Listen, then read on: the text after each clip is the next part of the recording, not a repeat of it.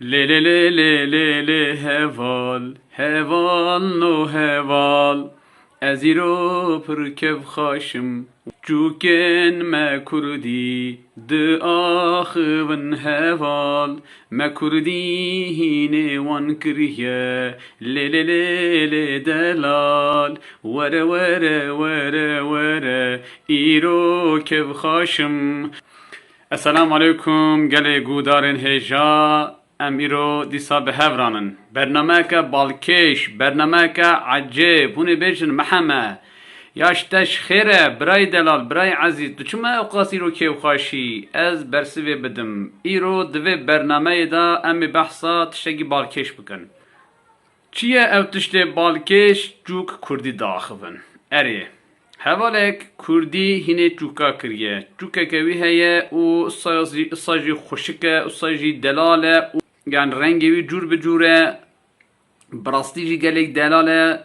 Çûka muhabbetê. Em jê ra çûka muhabbetê dibêjin. Hînê Kurdî kiriye. Erê çûk navê çûkê Paşa ye. Çûk nêr e û bi Kurdî diaxive. Tiştekî ecêb, tiştekî balkêş. Ez li ser vê vîdeoyê gelek fikirîm û du şiklî ez ê îzah bikim. Yani bi du avahî ez ê îzah bikim. A yekemîn em Kurd êdî me navxwe Kurdî çareser kiriye em her derê Kurdî diaxivin. Em her derê Kurdî diaxivin. Diçin dikanê tiştekî dikirin, diçin nûjdar, em nexweş dikevin, em bi doktor re, bi nûjdar re, em bijîşk re çi diaxivin, bi kîjan zimanê diaxivin, em bi Kurdî diaxivin. Erê em diçin geşt û gerê û dema ku ciyekî dîrokî digerin em agahiya hêldin ji derheqê ciyê dîrokî de em heval re dibêjin ke ku merheba ji te re ka dikarî agahiya bide em Kurdî diaxivin orda ji pirsgirêk tune em diçin AVM'ya pera xeş dikin çi dikin çi nakin em wilo em Kurdî diaxivin. Me Kurdî navxwe de çareser kiriye êdî em Kurdî hînê ajalan dikin. Eva a yekemîn nêrîneke yekemîn e. Nêrîneke duyemîn êdî em me xwe kuşt. Me xwe peritand. Êdî çavê me kor bû ha, êdî çavê me kor bû. Êdî zimanê me êdî nikare tiştek bêje. Êdî em nikarin biaxivin. Êdî me ewqas Kurdan re got birano, xwişkno, kekno bi Kurdî biaxivin navxwe de. Lê çareser nebû. Me jî dît ku Kurd di nav xwe de Kurdî naxivin û jiyana xwe bi zimanekî din berdewam dikin.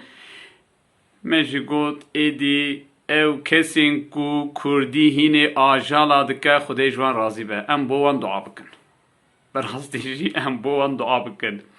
Ya zimanê me Kurdî ewqas dewlemend e gudarên hêja ez heneka nakim ha li ver. Bi rastî jî heneka nakim. Ji dil û can diaxivim. Zimanê me Kurdî ewqas dewlemend e. Yani Kurdî sedemê muhabbeta me ye. Sedemê yekîtiya me ye Kurdî zimanê me. Ji ber ku van sedeman heval Kurdî hînê ajalê kiriye û ajal Kurdî diaxive. Ka ji kerema xwe em bi hev re temaşe bikin. Ev ajal Kurdî da kîjan astê dane û çawa Kurdî diaxive. Ka kerem kin em temaşe bikin gudarên hêja. Paşa.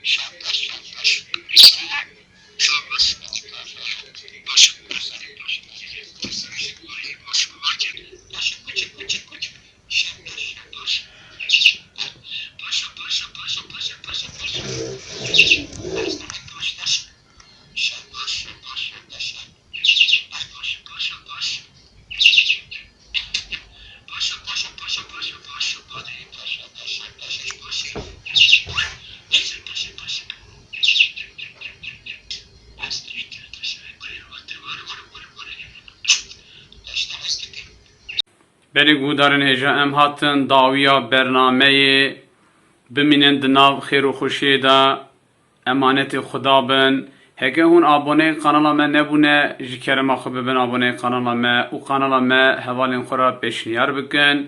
Ji kerema xwe like bavêjin û begem bikin biecibînin ji ber ku em vîdeo xwe bigînin pir kesan vêgavê xatirê we.